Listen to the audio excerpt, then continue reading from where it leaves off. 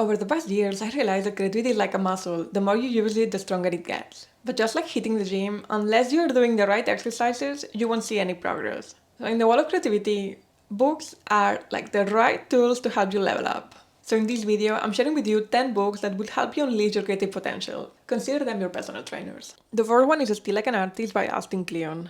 This one basically changed the way I think about creativity. He basically says, forget about being original, just steal ideas, but steal them smartly.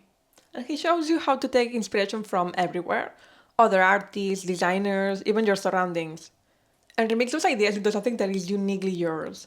So I guess the learning is that it's okay to steal smartly from others, because that way is how you will actually create your personal style. So once you have stolen like an artist, you need to share your work. We creatives are usually very scared of sharing our work to others or like putting it online, so this book will help you do that.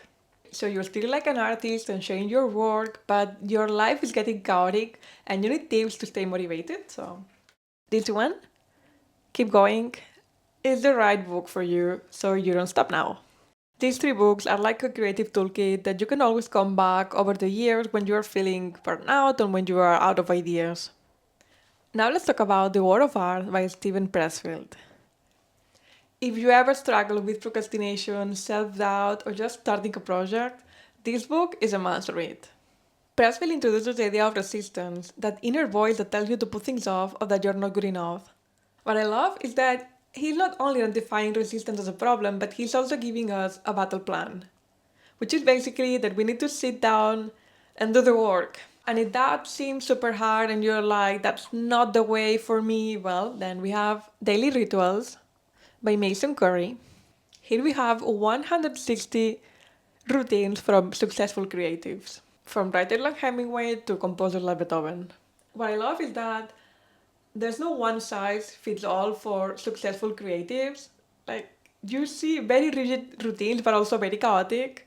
I think this is a book that you are not meant to read all in one take. What I like doing is just reading a couple of routines and then kind of like let it rest and see if that's how it resonates with me. Next is Who Can Afford to Be Critical by Afonso Matos. This one is about the power of critique in creative fields. It's about more than just giving feedback, but creating a space in which ideas can be challenged and improved. Matos emphasizes that critique isn't about just tearing down, it's about building up. This perspective really changed how I see feedback, both receiving and giving. And I truly believe that if you want to grow as a creative, learning how to navigate critique is essential, and this book shows you how. Next, we have The Politics of Design. This one is an eye-opener. Pater explores how every design decision, down to the fonts and colors we choose, carries political and cultural implications. It's a book that really makes you think about the power of design beyond aesthetics. It challenges you to be more mindful about the message you're putting out in the world when you're sharing your work. So this is why it's a must read. Bruno Munari's Artist and Designer is a classic that explores the intersection of art and design. I love this one because I've always doubted if I was an artist or a designer. So basically, if you're an artist, you are more about self-expression, and if you are a designer, you're more about solving problems. He encourages designers to think like artists, embracing creativity and experimentation, while also considering functionality and user needs. I bought this book because I was super confused if I was a designer or an artist, and he just mentions that, hey, in the end, those disciplines are not that different at all. Next, we have Design for the Real World by Papanek. Another classic that is more relevant than ever. He was talking about sustainable and ethical design before it was even trending. I just love how he challenges designers to think beyond profit and aesthetics, focusing on creating solutions that truly serve people. It's like a call to action for designers to use their skills to solve real-world problems. So if you're passionate about making a positive impact through design, this one will challenge you. This is probably my favorite, Speculate Everything by Dunne and Raby. If you're stuck between the here and now, think about the future. Speculate Everything is all about pushing boundaries and imagining alternative futures. It's about using design not to just solve problems, but to provoke new ways of thinking. The projects and ideas of this book are wild and very thought-provoking. It's like a creativity workout, perfect if you're willing to break free from the conventional designs and just think for yourself. Next, we have The Culture Map by Erin Meyer. If you work across cultures like I do, this one is essential. I love it because it's a practical framework.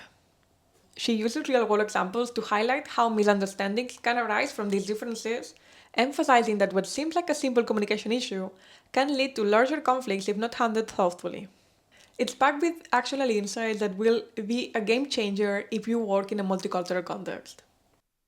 Last but not least, Are We Human by Beatriz Colomina and Wigley explored how design shapes our understanding of what it means to be human. It's a deep and philosophical read that challenges you to think about the relationship between design, technology, and our bodies.